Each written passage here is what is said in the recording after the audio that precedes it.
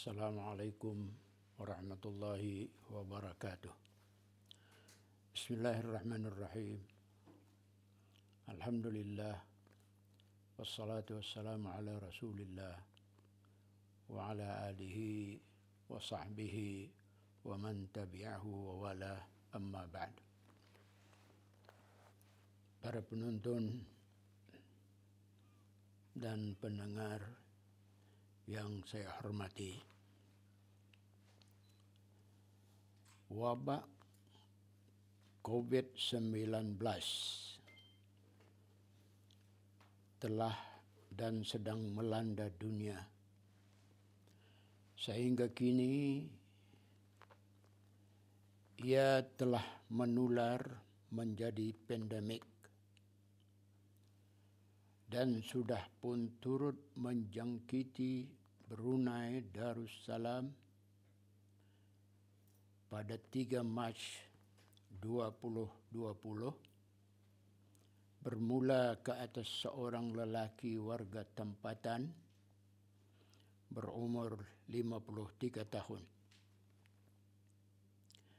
Kes pertama ini dikenal pasti sebagai kes import yang dibawa dari negara jiran Malaysia. Berbangkit dari musibah ini, beberapa pertanyaan telah ditanyakan kepada Mufti.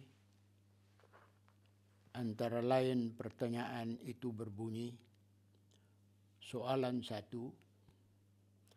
mengenai hukum mengadakan majlis-majlis keramaian di tempat-tempat umum seperti majlis-majlis perkahwinan, pernikahan, acara-acara kebudayaan, hiburan dan lain-lain pada masa berlakunya wabak ini.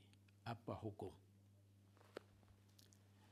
Ke atas soalan ini, Mufti menjawab, adalah hukum asal mengadakan majlis-majlis walimah atau perkahwinan atau pernikahan atau majlis akikah hukumnya sunat. Sementara jika terdapat acara-acara yang bercanggah dengan hukum agama, maka ia dihukumkan haram atau berdosa. Walaupun mengadakan majlis-majlis keramaian seperti perkahwinan itu asalnya sunat, tetapi dengan sebab menularnya wabak berjangkit COVID-19, maka hukum sunat itu boleh berubah jadi tidak lagi sunat. Malah jadi satu kesalahan dan dosa apabila dibuat, karena membuat itu berarti melangkahi perintah Allah dalam firman-Nya, A'udzu billahi minasyaitonir rajim, wala tulqu biaidikum ila tahlukah. Tafsirnya, dan janganlah kamu dengan sengaja mencampakkan diri kamu ke dalam bahaya kebinasaan. Ditambah lagi, kalau pihak berkuasa ulil amri juga telah menegahnya, maka wajiblah tegahan itu dipatuhi berdasarkan kepada firman Allah Subhanahu wa ta'ala, Ya ayyuhalladzina amanu ati'u Allah wa ati'u Rasul wa ulil amri minkum. Tafsirnya, wahai orang-orang yang beriman, taatlah kamu kepada Allah dan taatlah kamu kepada Rasulullah dan kepada ulil amri, orang berkuasa dari kalangan kamu. Itu soalan dan jawaban yang pertama. Soalan kedua berbunyi, bagaimana pula kedudukan hukum sembahyang Jumat dalam masa wabak COVID-19 masih berlaku? Mufti menjawab, hukum mendirikan sembahyang Jumat tetap fardu ain, wajib berdasarkan firman Allah Subhanahu wa taala, ya ayyuhalladzina amanu idza nudiya lis-salati min yaumil jumu'ah fas'au ila dzikrillah wa dharul bai' dzalikum khairul lakum in kuntum ta'lamun. Tafsirnya, wahai orang-orang yang beriman, apabila diseru untuk mengerjakan sembahyang pada hari Jumat, maka hendaklah kamu pergi ke masjid untuk mengingati Allah dengan melakukan sembahyang Jumat, dan tinggalkanlah berjual beli. Yang demikian itu adalah lebih baik bagi kamu jika benar kamu mengetahui. Ini hukum asal sembahyang Jumat. Hukum asal sembahyang Jumat. Tuntutan wajib di sini tidak berubah. Tidak boleh berubah kecuali ada berlaku keuzuran. Uzur yang bagaimana itu? Bukan sebarang-barang uzur, tetapi uzur yang bernama uzur syar'i. Mesti uzur itu bernama uzur syar'i.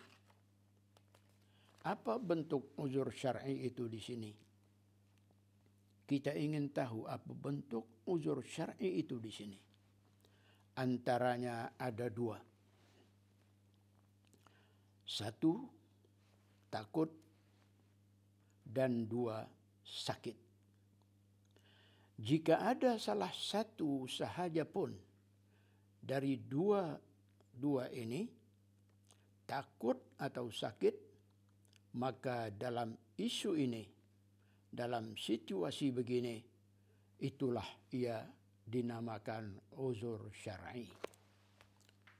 Ini disebut oleh hadis Nabi sallallahu alaihi wasallam, man sami'al munadiya falam yamna'hu min ittiba'ihi udhrun fala salata lah. Qalu wa mal udhr?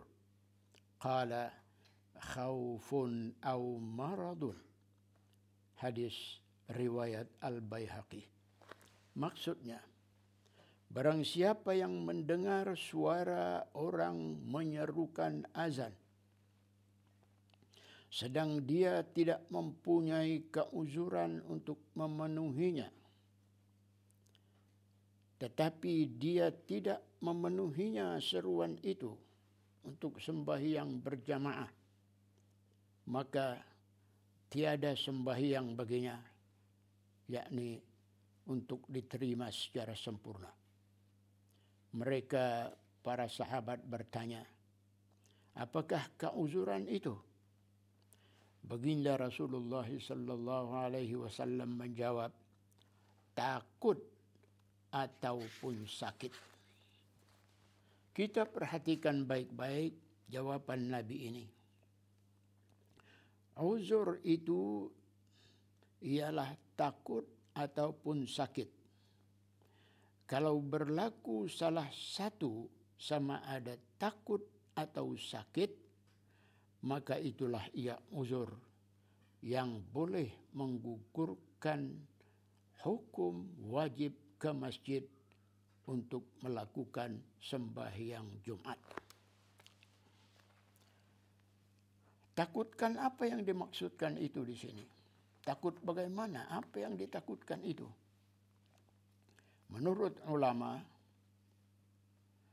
takut yang dimaksudkan itu ialah takut berlakunya mudarat ke atas diri atau ke atas harta benda.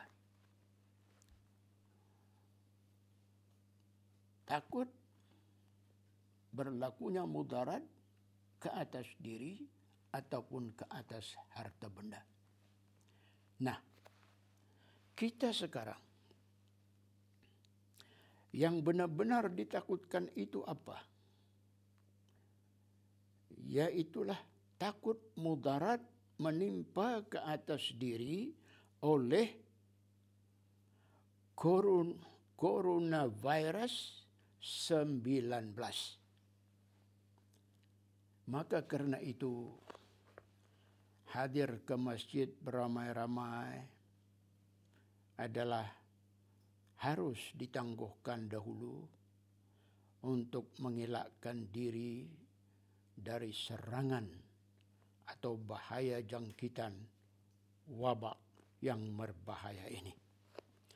Inilah hukum syarak yang turut dikuatkan juga oleh kaidah fiqh dar'ul mafasid aula min jalbil masalih. Artinya menolak atau menghindari kerusakan atau kemudaratan itu lebih diutamakan daripada mendatangi atau menghampiri kemaslahatan.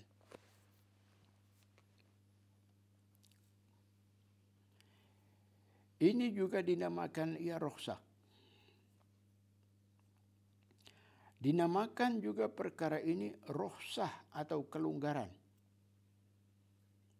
Allah Subhanahu wa taala dengan segala sifat kasih sayangnya telah menyediakan rukhsah atau kelonggaran itu untuk kita ambil. Dalam hukum fiqih, bukan sahaja takut atau sakit menjadi rukhsah yang membolehkan orang Islam tidak hadir ke masjid berjamaah. Malah dalam hukum setakat hujan lebat, hujan kalau lebat juga diperaku sebagai rukhsah atau kelonggaran itu, sehingga harus untuk tidak pergi hadir ke masjid berjamaah.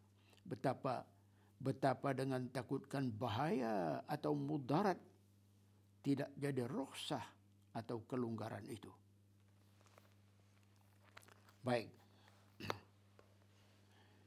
Ini adalah bagi orang-orang yang lazimnya berada di dalam atau di luar rumah tanpa dikenakan sebarang sekatan.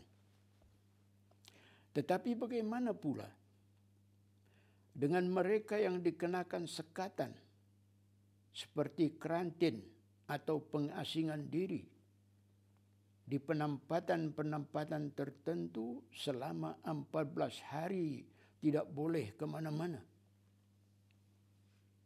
Adakah mereka ini juga dituntut mendirikan Jumat dan sembahyang berjamaah? Jawabannya, dari sudut hukum, mereka ini juga tertakluk di bawah hukum al-habas. Hukum al-habas, makna al-habas ialah penahanan. Mereka yang dikarantin atau dikehendaki pengasingan diri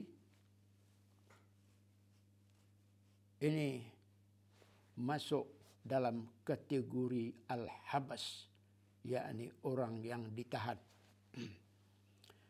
Mereka ini juga berhak mendapat rukhsah kelonggaran untuk tidak payah hadir ke masjid dan sembahyang berjamaah. Sebagaimana berkata Imam Ar-Ramli Asy-Syafi'i rahimahullah dalam kitab Nihayah Al-Muhtaj, kita terjemahkan maksudnya, dan tidaklah berdosa orang yang ditahan itu meninggalkan sembahyang Jumat dan sembahyang berjamaah, dan boleh bagi qadi atau hakim menegah orang yang ditahan itu daripada mengerjakan keduanya, yakni sembahyang Jumat dan sembahyang berjamaah, jika dia, yakni qadi, melihat ada maslahat di sana padanya.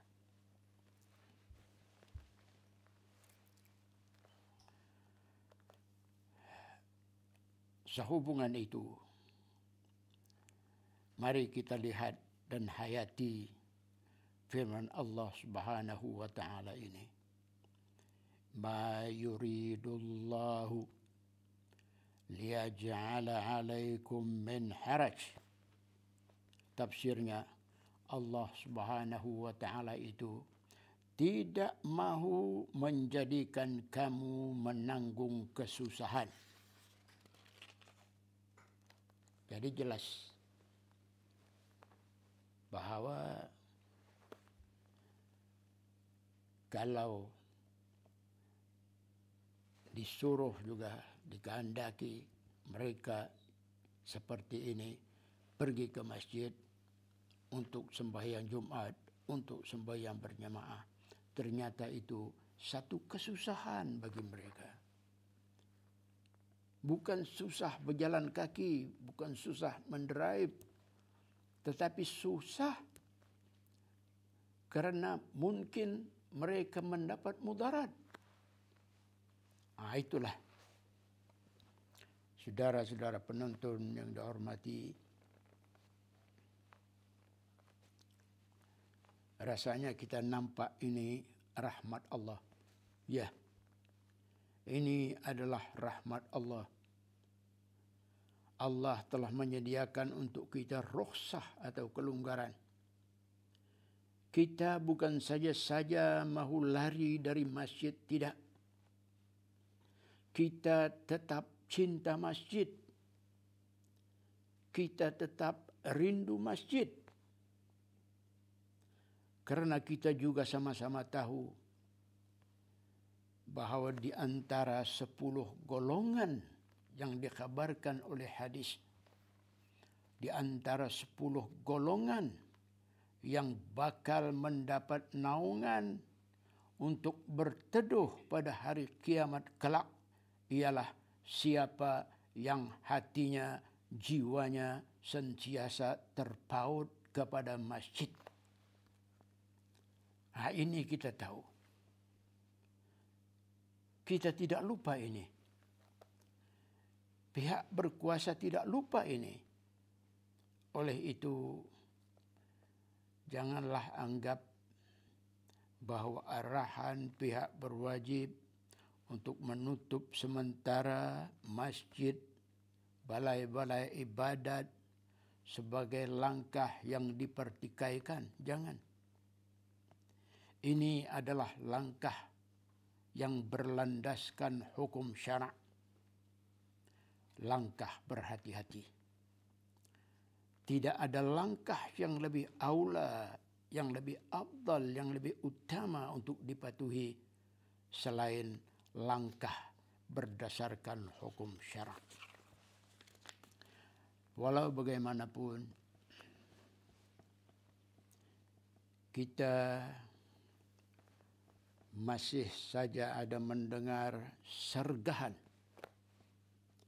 Mengapa kita ini takut kepada COVID-19? Mengapa takut kepada COVID-19?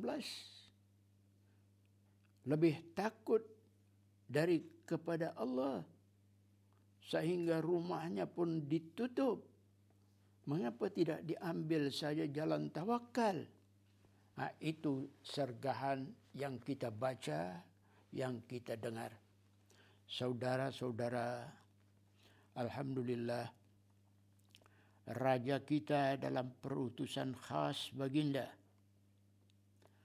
telah mengungkap jawapan yang tepat bahawa setahu baginda, tawakal itu paksinya ialah ikhtiar atau usaha bukan tawakal melulu begitu saja. Ini betul. Berdasarkan Al-Quran, firman Allah Ta'ala, فَإِذَا عَزَمْتَ فَتَوَكَّلْ عَلَى اللَّهِ. Tafsirnya, apabila engkau telah berazam, sesudah melakukan ikhtiar dan usaha, maka bertawakallah kepada Allah. Inilah tawakal yang disuruh, melakukan sesuatu setelah berunding, setelah bermesyuarat, mencari hikmahnya, barulah datang tawakal. Usaha dulu, baru datang tawakal. Baik, mari kita bincang sedikit perkara takut pula. Apa itu takut? Takut adalah fitrah. Fitrah artinya sifat semula jadi sekalian makhluk Allah Ta'ala. Semua orang ada memiliki naluri takut. Manusia takut. Para malaikat takut. Bahkan hayawan juga takut. Para malaikat adalah paling penakut. Takut untuk mengingkari perintah Allah. Manusia pula dituntut, digesa untuk takut kepada Allah. Dalam makna untuk mentaatinya.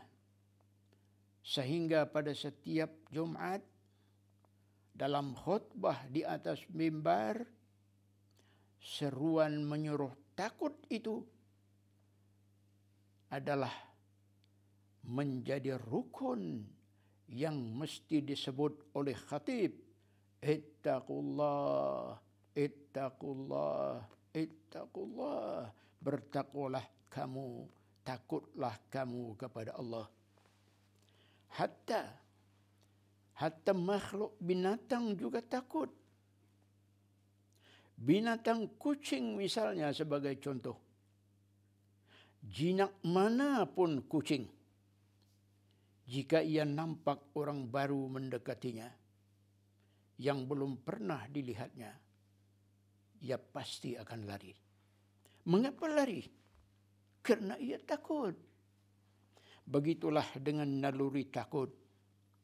Begitu naluri takut. Islam mengiktiraf naluri ini. Naluri takut. Allah mengurniakan naluri ini kepada sekalian makhluk. Tidak terkecuali makhluk insan. Cuma perlu kita ketahui bahawa takut itu berbeza. Takut itu adalah berbeza. Takut kepada orang jahat, orang zalim, kita lari. Takut kepada singa juga lari. Kepada serigala, kepada buaya, mesti lari. Dan kepada penyakit berjangkit COVID-19 juga wajib lari, hindarkan diri daripadanya. Tetapi berbeza takut kepada Allah, saudara. Takut kepada Allah, ini jangan lari. Jangan lari. Bukan lari. Tetapi sebaliknya, datangilah dia. Hampirilah dia. Dan menyerah dirilah kepadanya. Bukannya lari. Bukan sembunyi. Macam mana tidak lari dari Allah itu? Macam mana cara mendekati Allah itu? Macam mana? Caranya ialah tidak lain dan tidak bukan. Kita ikut perintahnya.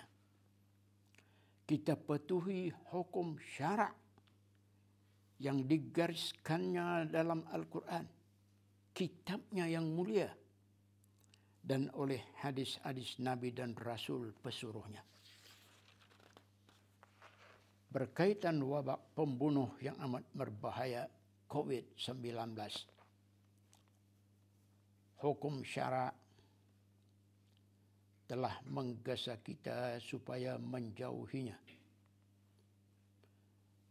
tidak mendedahkan diri kepadanya.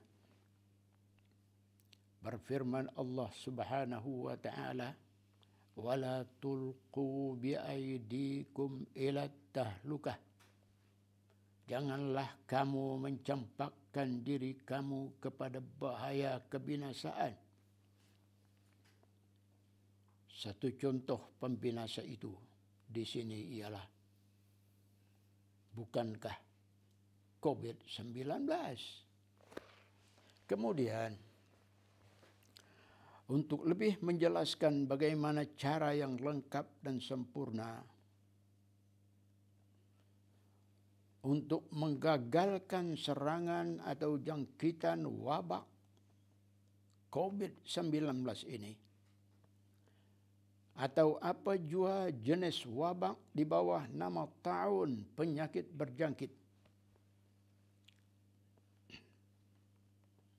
Bagaimana cara yang lengkap dan sempurna untuk menggagalkan serangannya atau jangkitannya?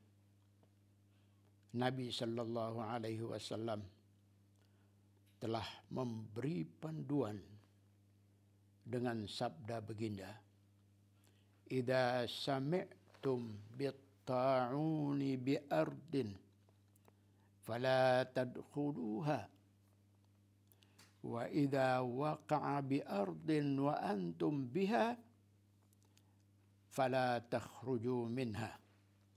Hadis riwayat Al-Bukhari maksudnya. Apabila kamu mendengar ada taun menimpa bumi atau menimpa satu tempat, maka janganlah kamu memasukinya. Jangan pergi ke sana. Dan apabila taun itu berlaku di bumi atau di suatu tempat, sedang kamu berada di sana, maka jangan kamu keluar daripadanya. Ini panduan syarak yang dicetuskan oleh Nabi kita sallallahu alaihi wasallam. Panduan ini adalah jelas bagaimana cara untuk mengelakkan wabak berjangkit. Selain permasalahan pokok di atas, turut juga ditanyakan ialah hukum berjabat tangan ketika berlakunya wabak ini. Apa hukum? Kita menjawab ringkas. Hukum asal berjabat tangan di antara seorang lelaki dengan lelaki yang lain, atau di antara seorang perempuan dengan perempuan yang lain, adalah hukumnya sunat sahaja. Hukumnya sunat sahaja. Namun, dalam masa wabak ini berlaku, sedang berlaku, apabila pakar kesehatan melihat berjabat tangan itu boleh membawa risiko jangkitan, maka meninggalkannya adalah lebih utama. Jangan buat. Itu saja secara ringkas. Para penonton yang dihormati, di luar fatwa, selesai fatwa, izinkan saya untuk mengungsi bicara mengenai COVID-19 dari sudut pandangan Islam. Apa ia sebenarnya COVID-19 itu? Adakah ia penyakit biasa atau luar biasa, atau apa jua nama yang boleh dikaitkan dengannya? Ternyata ia bukan penyakit biasa, tetapi adalah penyakit luar biasa. Pertubuhan Kesehatan Sedunia WHO telah menamakan wabak ini dengan COVID-19 sebagai CO, singkatan dari corona, VI, singkatan dari virus, dan D, singkatan dari disease, penyakit. Manakala 19 pula adalah merujuk kepada iaitu bermula berlaku pada tahun 2019. Jadi diringkaskan ia sebagai COVID-19. COVID-19 ternyata ia penyakit luar biasa, bukan penyakit biasa. Ia merujuk kepada tahun penyakit berjangkit. Dalam sejarah, tahun telah beberapa kali berlaku. Dalam sejarah, tahun pembunuh telah beberapa kali berlaku. Dalam tahun 1817, malapetaka tahun bermula di India, membunuh sangat ramai mangsa. Dalam tahun 1820, berlaku pula di dua buah negara rantau kita ini, juga membunuh ramai mangsa. Dalam tahun 1981 telah menyerang AIDS yang dianggarkan membunuh lebih dari 30 juta jiwa di seluruh dunia. Dan lebih awal lagi dari itu, dari peristiwa-peristiwa itu, wabak yang bernama Black Death atau maut hitam mula menyerang Asia Tengah sehingga merebak ke Eropa. Berlaku pada tahun 1340 Masehi yang membunuh jutaan jiwa. Dalam tahun 1918, di penghujung Perang Dunia Pertama, berlaku tahun bernama Selsema Spanyol. Tahun ini diberi nama dengan nama Selsema Spanyol bukanlah karena ia berasal dari Spanyol, bukan.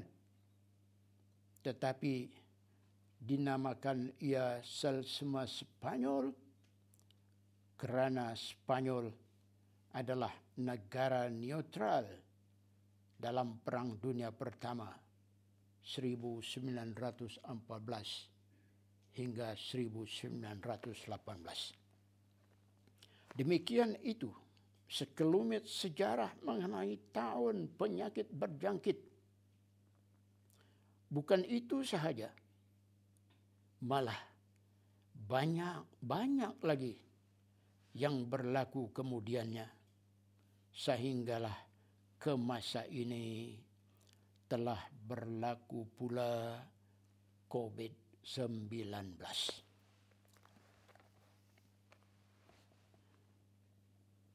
COVID-19 adalah musibah.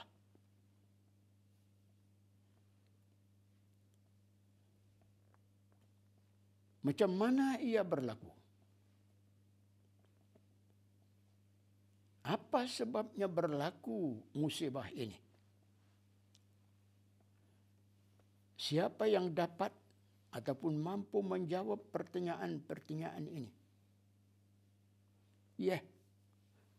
Orang bolehlah menjawab, ia adalah penyakit, wabak berjangkit. Itu saja. Tetapi apa puncanya? Kata kita, mungkin dari makanan, dari kotoran, dan lain-lain. Jika ini saja jawapannya, masih belum dapat memuaskan kita. Jadi jika belum puas, apa lagi cara untuk mendapatkan jawapan yang tepat tanpa melibatkan orang lain? Insya Allah, kita selaku orang beriman boleh mencari jawapan itu melalui Al-Quranul Karim dan hadis-hadis Nabi sallallahu alaihi wasallam. Dalam Al-Quran, Allah Subhanahu wa taala mengungkap, ma asaba min musibatin illa biiznillah. Surah At-Taghabun ayat 11. Tafsirnya, tidak ada suatu bencana termasuk penyakit-penyakit dan segala macam yang menyusahkan yang menimpa, melainkan berlakunya itu adalah dengan izin kehendak Allah Subhanahu wa taala juga. Dan mengapa ia berlaku? Mengapa Allah menghendakinya berlaku? Ini yang sangat penting untuk dicari jawabannya. Ini yang sangat penting untuk kita cari jawabannya.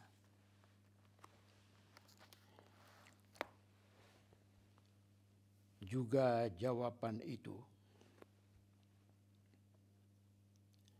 dapat dicari dalam Al-Quranul Karim. Dan jawapan ini bila kita jumpa perlu dihayati, perlu diamati. Kerana jawapan daripada Al-Quran adalah jawapan yang paling benar. Berfirman Allah Subhanahu wa taala. Ini jawapan itu.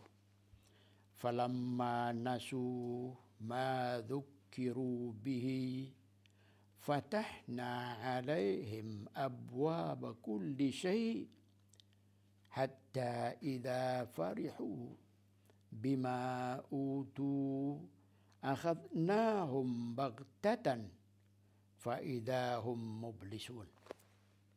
Tafsirnya, apabila mereka dari kalangan umat manusia melupakan apa yang telah diperingatkan kepada mereka dengannya, peringatan Allah, kami bukakan kepada mereka itu pintu-pintu segala kemewahan dan kesenangan. Sehinggalah apabila mereka sedang asyik bergembira dan bersukaria dengan segala nikmat yang diberikan kepada mereka itu, dalam keadaan mereka lupa kepada peringatan Allah, maka kami secara mengejut timpakan kepada mereka bala bencana yang membinasakan, dan mereka pun berputus harap dari mendapat sebarang pertolongan. Susah untuk dapat pertolongan, sebagaimana yang berlaku sekarang terhadap COVID-19. Siapa yang dapat menolong kita? Dari ayat ini, saudara, mula-mula Allah menguji dengan nikmat. Perhati baik-baik. Mula-mula Allah menguji dengan nikmat. Tidak kira siapapun yang diuji itu. Musliminkah atau musyrikinkah, semuanya sama-sama diuji. Diuji dengan apa? Diuji dengan nikmat. Diuji dengan nikmat. Nikmat kemakmuran, nikmat kemewahan, nikmat kesenangan, dan bahkan nikmat kekuatan. Tetapi dalam tenggelam dengan nikmat itu, mereka lupa terhadap siapa yang memberi nikmat. Siapa yang memberi nikmat? Siapa yang memberi nikmat menyuruh kita bersyukur, tetapi mereka tidak bersyukur. Siapa yang mengurniakan nikmat, menyuruh supaya jangan zalim, tetapi orang melakukan kezaliman. Siapa yang memberi nikmat, menyuruh supaya melaksanakan amar ma'ruf dan nahi mungkar, tetapi mereka tidak melaksanakannya. Lalu karena itu, apakah salah kalau Allah menimpakan hukuman? Apakah salah kalau Allah mendatangkan pengajaran, peringatan? Ya, jangan kata Allah lepas pandang, tidak memberitahu perkara ini. Perkara hukuman dan peringatan akan ditimpakan, akan didatangkan. Saudara, semenjak dari 4.000 tahun lebih lagi, Allah sudah pun memberitahu kita. Memberitahu bahawa umat-umat di zaman mutaakhir ini, memberitahu kita umat-umat di zaman mutaakhir ini. Ayat itu sudah turun 1400 tahun lebih. Berfirman Allah Subhanahu wa ta'ala, وَلَقَدْ أَرْسَلْنَا إِلَى أُمَمٍ مِنْ قَبْلِكَ فَأَخَذْنَاهُمْ بِالْبَأْسَاءِ وَالضَّرَّاءِ لَعَلَّهُمْ يَتَضَرَّعُونَ. Tafsirnya, dan demi sesungguhnya kami telah pun mengutus rasul-rasul kepada umat-umat yang terdahulu daripada kamu, wahai Muhammad. Lalu mereka itu mendustakannya, mendustakan rasul-rasul itu. Maka kami pun azab mereka dengan kebuluran dan penyakit-penyakit, supaya mereka merendah diri, insaf, dan bertaubat kepada Allah. Tetapi apa jadi? Luput zaman berganti zaman.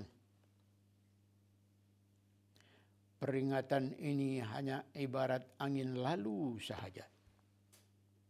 Lalu karena itu, kebuluran berlaku. Ekonomi merudum berlaku. Penyakit-penyakit yang diungkap oleh ayat ini pun berlaku. Biasa berlaku. Lepas satu-satu lagi. Dalam sejarah cuma hanya mampu untuk mencatat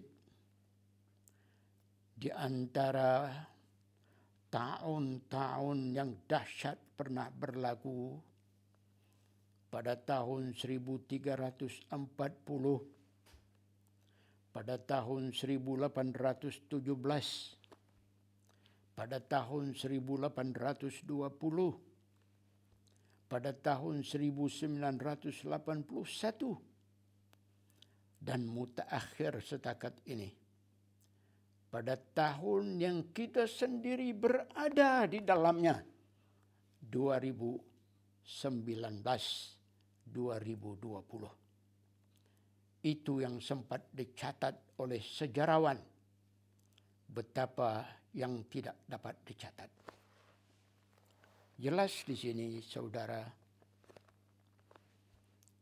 penyakit-penyakit itu tidak syak lagi, adalah merupakan hukuman Allah dan bala yang diturunkan ke atas golongan-golongan yang mengingkari Allah, yang melakukan kezaliman dan pelampauan.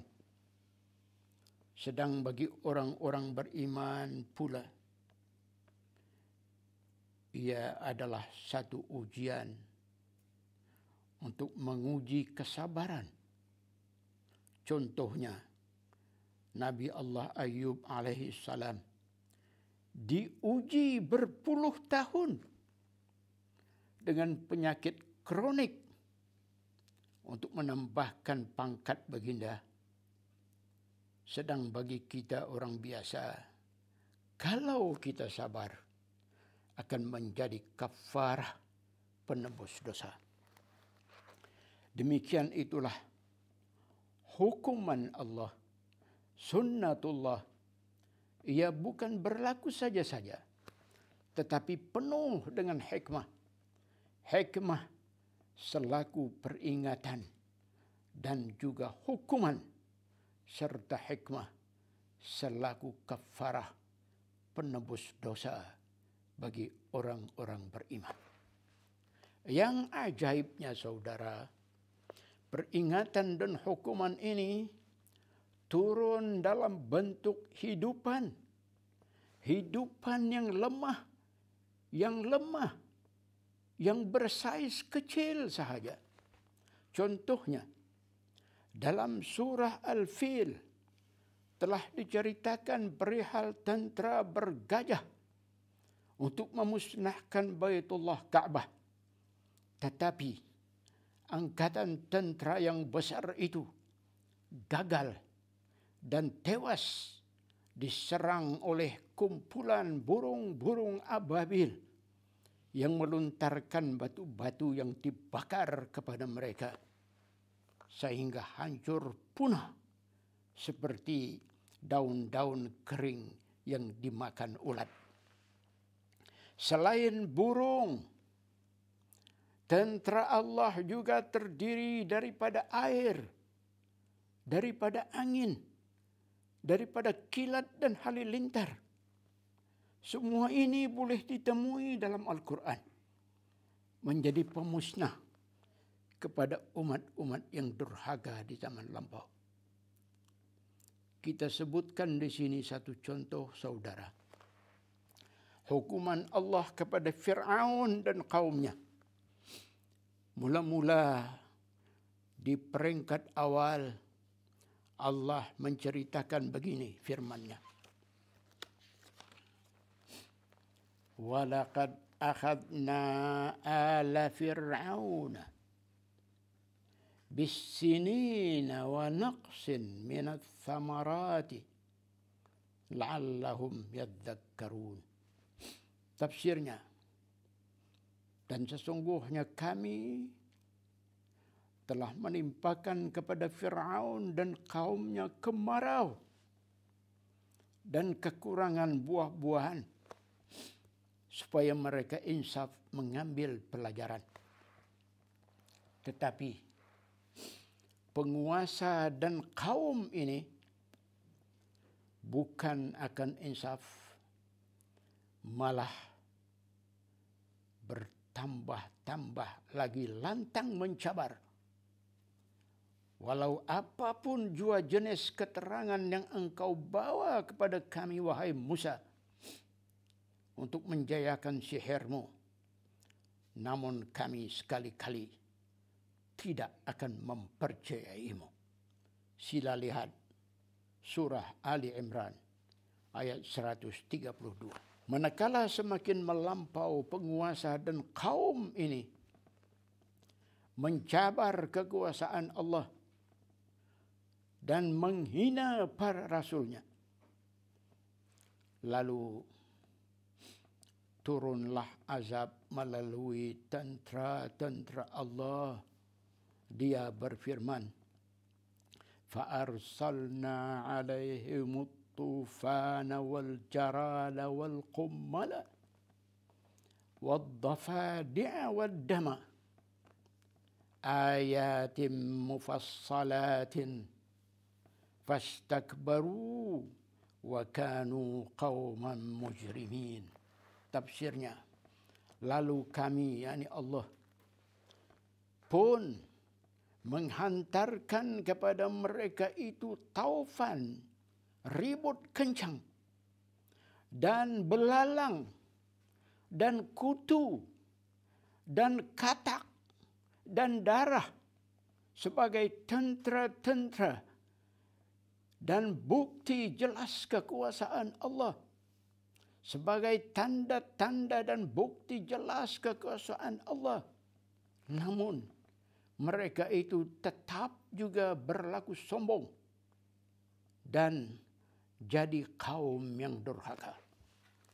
Sila camkan baik-baik, saudara. Mari kita camkan sama-sama baik-baik. Tentera-tentera Allah ini bertindak. Satu, taufan. Taufan bergerak untuk menghancur dan memusnahkan seperti bangunan-bangunan dan lain-lain. Taufan itu bergerak dengan perintah Allah, bukan perintah siapa-siapa. Dua, belalang. Belalang bergerak untuk memakan dan merosakkan segala tanaman. Bayangkan jika belalang dalam jumlah jutaan ekor menyerang kebun, menyerang ladang, apa akan jadi? Apa akan jadi kepada kebun dan ladang itu? Nah, jika demikian itu halnya, apakah yang boleh ditunggu dari kebun dan ladang seperti ini? Pada awal tahun ini, kerajaan Pakistan menurut media mengisytiharkan darurat berikutan serangan-serangan belalang yang membawa kebimbangan binasanya tanam-tanaman dan sekaligus menjejaskan bahan-bahan permakanan. Demikian juga berita negara di Afrika Timur, Kongo, turut menjadi sasaran serangan belalang,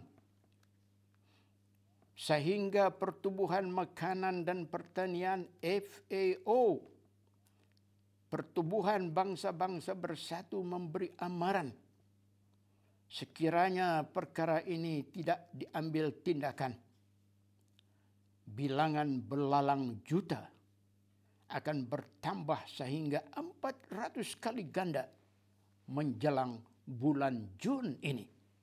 Wallahu alam. Satu malapetaka yang amat dahsyat.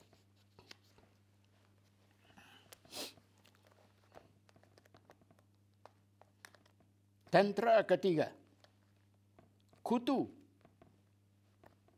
Dalam bahasa Al-Quran dipanggil qummal. Mungkin saja seperti yang kita panggil bangking.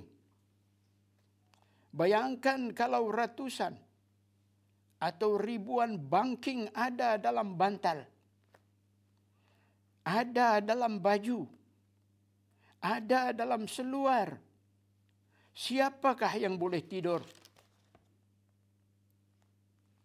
Itu penangan bangking. Tentera Allah Subhanahu wa taala yang diutus kepada Fir'aun dan kaumnya. 4, katak. Menurut ulama, katak dalam ayat ini bertindak sangat mengacau bilaukan keadaan. Seseorang apabila dihidangkan makanan di hadapannya, baru hendak menjamah makanan itu, tiba-tiba makanan sudah bertukar jadi katak, memenuhi pinggan dan mangkuk. Katak-katak hidup, bukan katak-katak mati. Coba bayangkan, siapakah yang tidak terkejut dengan kejadian seperti ini? Malah bukan setakat terkejut, bahkan mungkin boleh membawa pingsan ataupun histeria.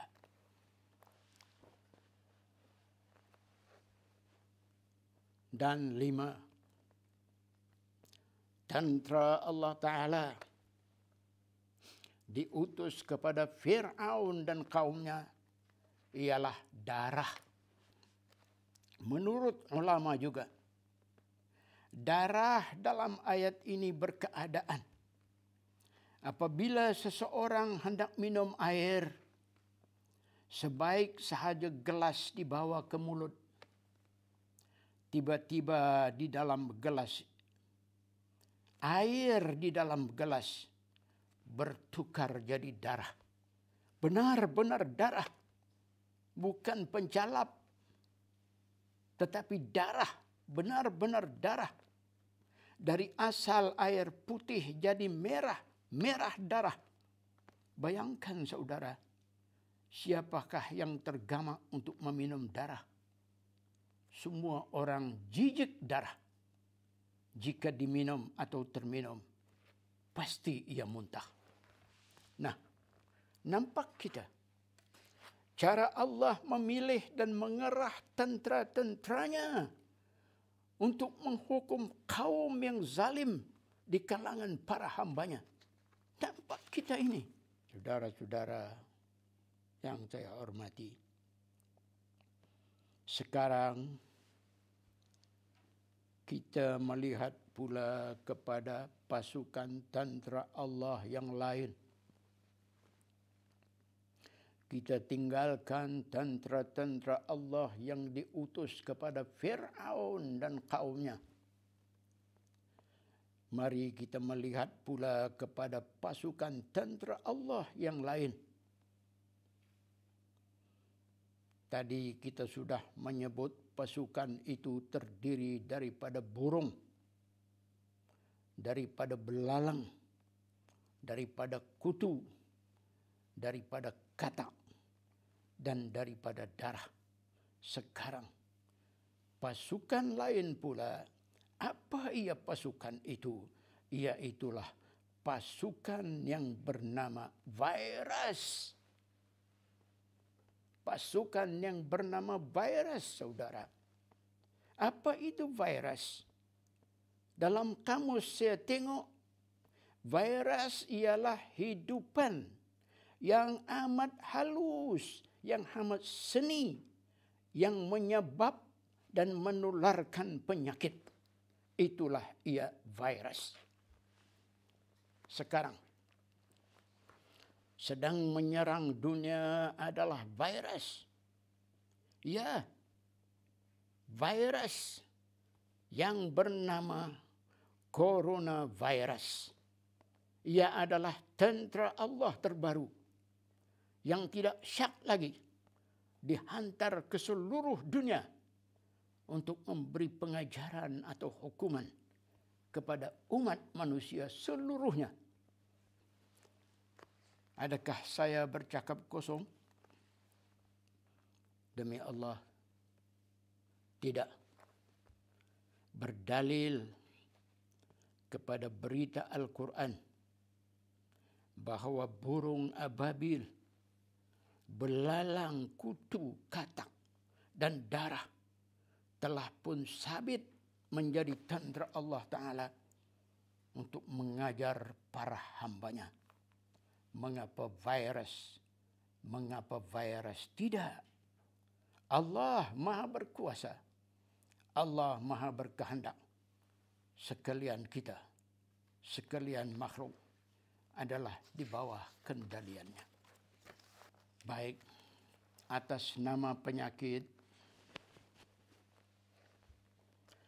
atas nama ia wabak, adalah tidak salah kalau kita berobat,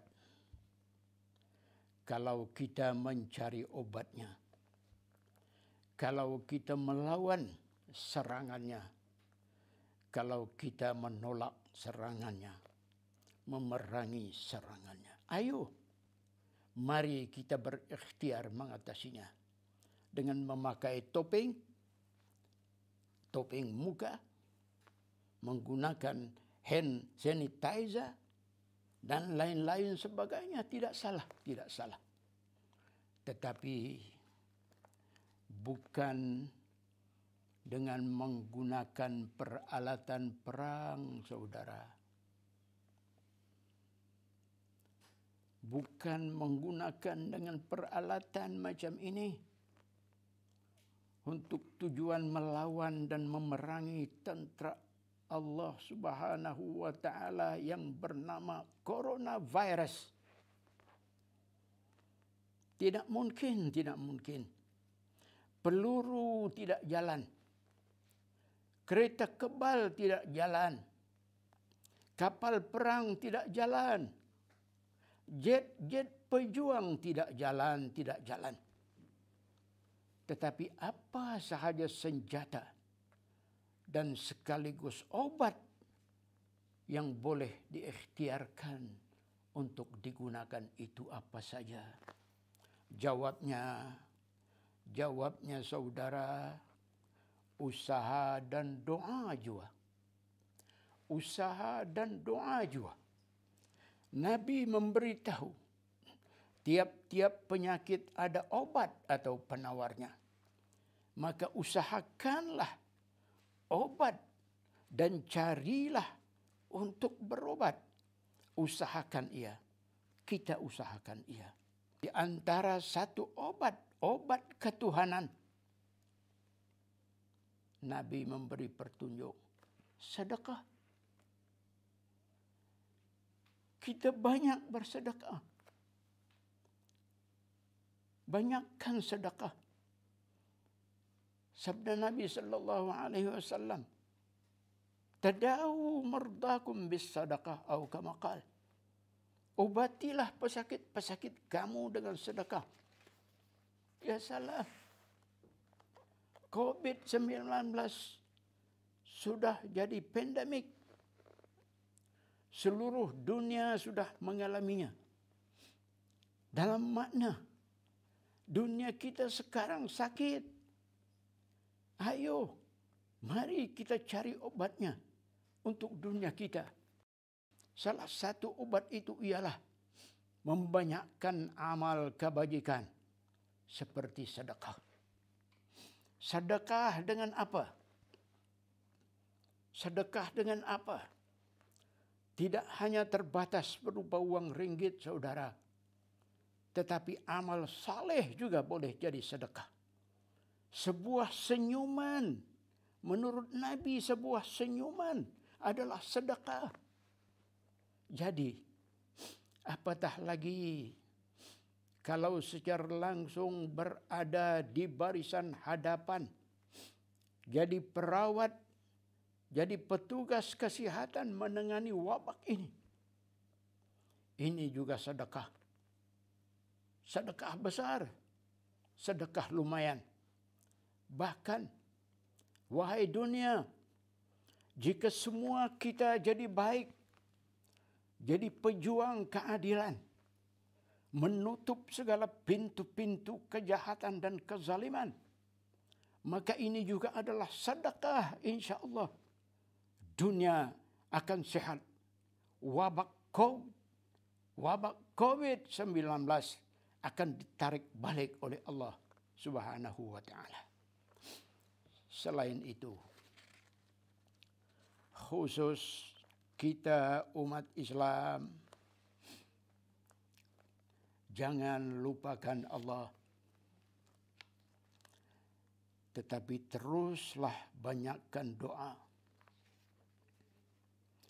Jangan tinggalkan ibadat.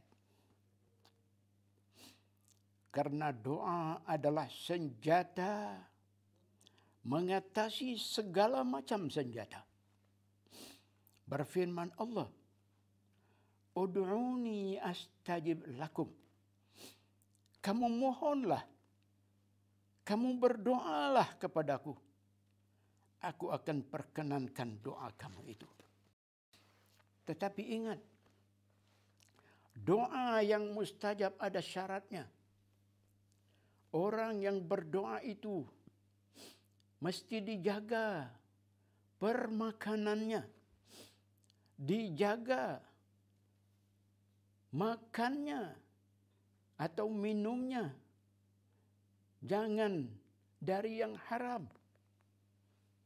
Jaga dari dia diberi makan yang haram. Oleh itu awasi segala bahan. Awasi segala bahan termasuk tempat di mana kita memperolehi makanan. Tiap-tiap sesuatu ada kepala, saudara. Apa kepala doa? Kepala doa tidak syak lagi ialah istighfar, memohon keampunan Allah. Karena semua kita ini berdosa, hanya mampu dibersihkan dengan doa sahaja. Bukan membersih dengan sabun dan lain-lain alat penyuci, bukan. Tetapi dengan istighfar semata-mata. Bila ada istighfar, kita akan bersih insya-Allah. Barulah doa akan terangkat. Apa diminta, insya-Allah akan berhasil. Ulama besar Hasan Al-Basri rahimahullah telah ditanya orang, "Wahai Hasan, saya ini susah. Apakah yang patut saya buat?" Menjawab Hasan, "Banyakkan istighfar." Kemudian datang lagi orang lain, juga bertanya, "Wahai Hasan, saya ini sudah lama hidup miskin. Apakah yang patut saya buat?" Menjawab Hasan, "Banyakkan istighfar." Kemudian datang pula seorang lagi mengadu, "Wahai Hasan, saya sudah lama berkahwin, tetapi belum mendapat zuriat." Berkata Hasan, "Banyakkan istighfar." Datang pula yang lain, "Wahai Hasan, kebun saya tidak menghasilkan buah, bantut." Hasan menjawab, "Banyakkan istighfar." Datang lagi yang lain, "Wahai Hasan, saya mengidap penyakit.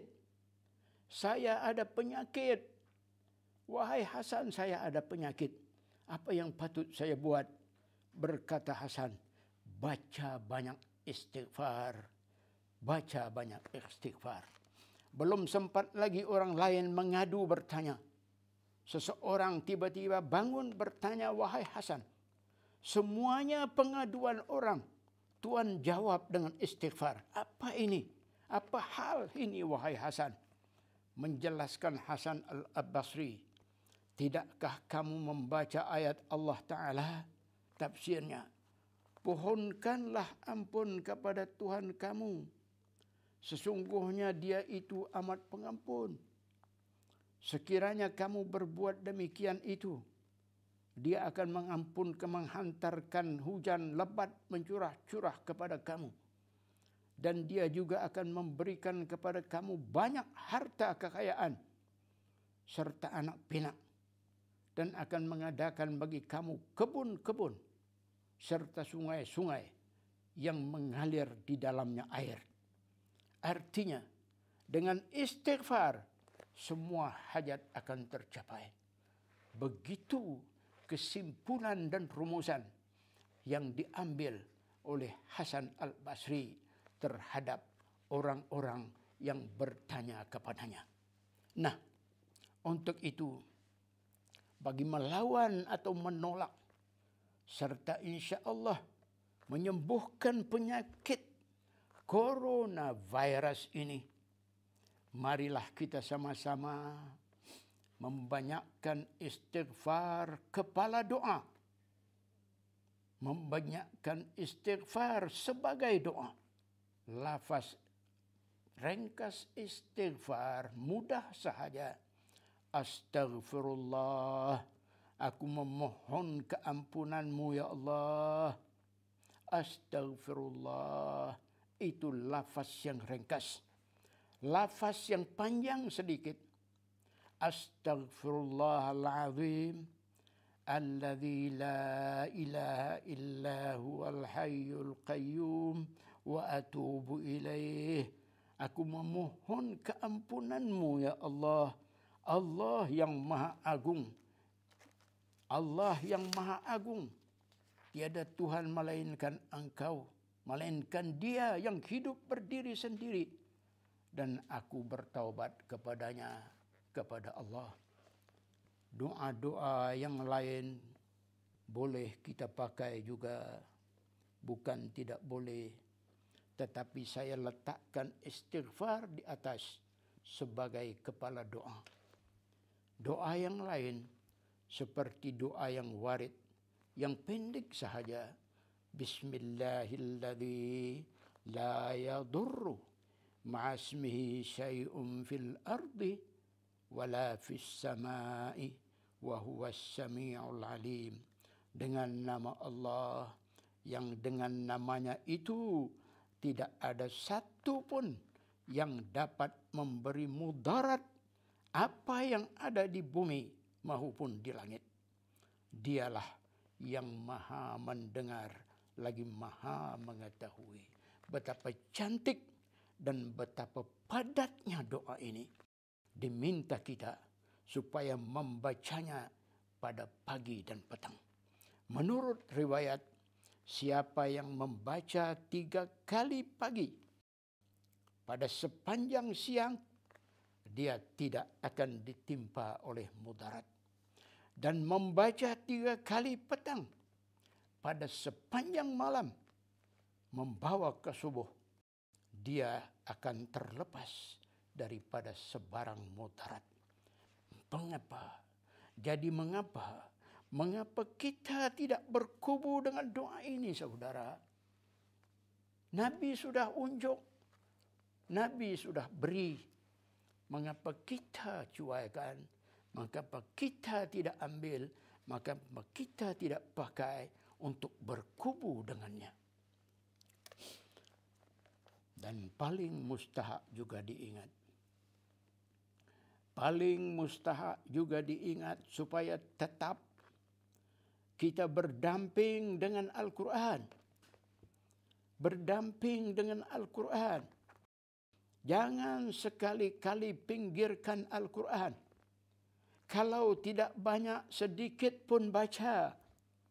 Sekurang-kurangnya jangan tercicir yang pendek-pendek. Yang pendek-pendek pun fadilatnya hebat. Apa contoh yang pendek itu? Contohnya, Qul huwallahu ahad, Qul a'udzu birabbil falaq, dan Qul a'udzu birabbin nas. Siapa yang membaca 3 surah yang pendek ini pada pagi dan petang, 3 kali Qul huwallah, 3 kali Qul a'udzu birabbil falaq, dan 3 kali Qul a'udzu birabbin nas, akan jadi kubu baginya. Dia akan berkubu dengan 3 surah ini. Dia akan selamat insya Allah. Terhindar daripada perkara-perkara yang tidak diingini. Ini Nabi yang ajar. Nabi SAW yang ajar. Dan baginda itu sendiri, sebaik-baik sahaja turun 3 surah yang pendek ini, baginda tidak pernah lagi meninggalkannya dari membaca dengan maksud untuk berkubu dengannya, untuk berlindung dengannya. Ya, itulah yang kita ketahui setakat ini dari pembacaan. Ayat Al-Quran juga. Jangan kita lupa adalah obat penawar. Selain jadi kubu, ayat Al-Quran juga adalah obat dan penawar. Berfirman Allah Subhanahu wa taala, "Wa nunazzilu minal Qur'ani ma huwa shifaa'un wa rahmatun lil mu'minin." Dan kami turunkan dari Al-Quran itu ayat-ayat yang menjadi obat penawar dan rahmat bagi orang-orang yang beriman. Begitu saudara, kita orang Islam masih ada jalan, masih ada ikhtiar dengan arahan-arahan, dengan saranan-saranan, dengan petunjuk-petunjuk ketuhanan. Marilah sama-sama kita menghayatinya. Sekian saja. Wabillahi taufiq wal hidayah. Wassalamualaikum warahmatullahi wabarakatuh.